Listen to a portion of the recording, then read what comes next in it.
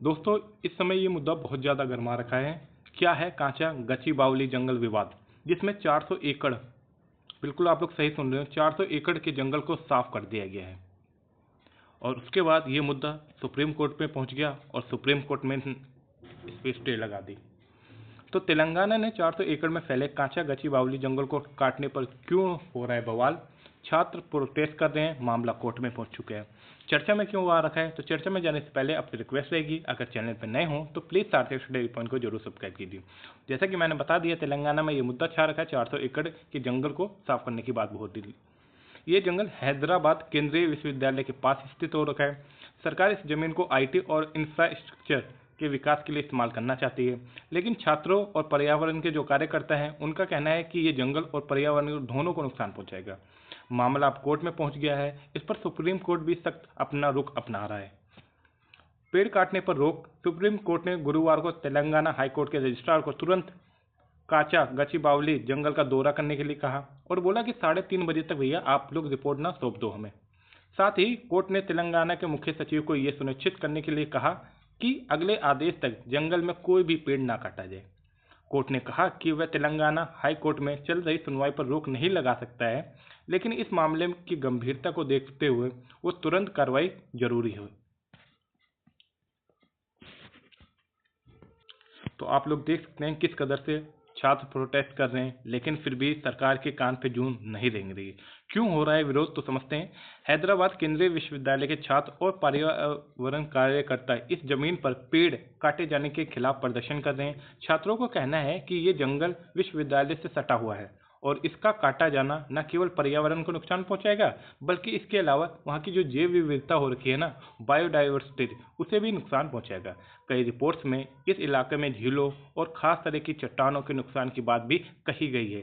छात्रों का आरोप है कि सरकार छात्रों को गुमराह कर रही है और इस जमीन का इस्तेमाल निजी कंपनियों के हित के लिए करना चाहती है। यानी छात्र समझ रहे हैं कि ये जो सरकार है ना, छात्रों को गुमराह कर रही है और इस जमीन का जो इस्तेमाल करेगी ना, वो निजी कंपनियों को देने के लिए करेगी, जैसे कि लीज पे दी जाती है। जमीन सरकारी है, कोई अवैध कार्य नहीं है। वहीं तेलंगाना सरकार ने स्पष्ट रूप से कहा है कि ये जमीन पूरी तरीके से सरकारी हो रखी है। इसे 2004 में राज्य सरकार को सौंप दिया गया था। सरकार ने बताया कि 2004 में ये जमीन IMG academy Bharat private limited को खेल सुविधाओं के विकास के लिए दी गई थी। 2006 में आईएमजी अकेडमी ने प्रोजेक्ट शुरू नहीं किया, जिसके बाद सरकार ने जमीन को वापस ले लिया और इसे आंध्र प्रदेश युवा उन्नति, पर्यटन और सांस्कृतिक विभाग को सौंप दिया गया था। इस फैसले के खिलाफ आईएमजी अकेडमी ने हाई कोर्ट में याचिका दायर कर दी थी, लेकिन 7 मार्च 2024 को हाई कोर्ट ने सरकार के पक्ष में फैसला सुनाया। आईएमजी अकेडमी ने सुप्रीम कोर्ट में अपील की, लेकिन 3 मई 2024 को कोर्ट ने उनकी अपील खारिज कर दी। इसके बाद सरकार ने इस जमीन पर कब्जा कर लिया। यानी इस तरीके से सरकार के हथकंडे ये जमीन आ गई। जुलाई 2024 में हुआ जमीन का सर्वे। सरकार का कहना है कि 19 जुलाई 2024 को एक आधिकारिक सर्वे हुआ था, जिसमें विश्वविद्यालय और सरकारी अधिकारियों की मौजूदगी में ये तय किया गया कि जमीन सरकारी है और इसमें विश्वविद्यालय की कोई हिस्सेदारी नहीं हो रखी है। सरकार ने यह भी कहा कि मीडिया में गलत जानकारी फैलाई जा रही है, ये जमीन वन क्षेत्र है। पर्यावरण मंत्रालय की कार्रवाई। इस पूरे मामले में केंद्र सरकार का भी दखल हो गया है।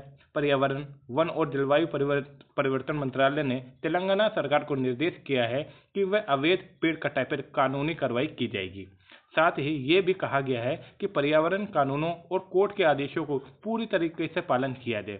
इसके अलावा केंद्र सरकार को तत्काल एक रिपोर्ट भेजी जाए जिसमें सारी स्थिति स्पष्ट होनी चाहिए। मंत्रालय ने यह भी बताया कि इस मामले में सांसदों और कई अन्य प्रमुख हस्तियों ने शिकायतें भी की हैं।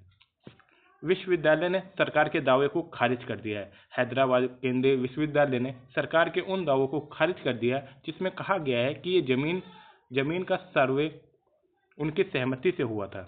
विश्वविद्यालय प्रशासन का कहना है कि जुलाई में केवल प्रारंभिक निरीक्षण हुआ था, इसे आधिकारिक सर्वे नहीं कहा जा सकता है। विश्वविद्यालय ने कभी भी इस जमीन के सीमांकन को स्वीकार नहीं किया है। सरकार बिना किसी ठोस सबूत के ये दावा कर रही है कि इस जमीन का पूरी तरीके से सर्वेक्षण हो रखा है। सरकार ने पर्यावरण चिंताओं को किया है खारिज। तेलंगाना सरकार ने कहा कि विकास के क्षेत्र में कोई झील नहीं है, इसलिए पानी के स्रोतों को कोई खतरा नहीं होगा। मशरूम रॉक जैसे चट्टानों को कोई नुकसान नहीं पहुंचेगा। कुछ राजनीतिक नेताओं और रियल एस्टेट समूहों ने छात्रों को गुमराह किया है। सरकार का कहना है कि इस जमीन को पूरी कानूनी प्रक्रिया से हासिल किया गया है।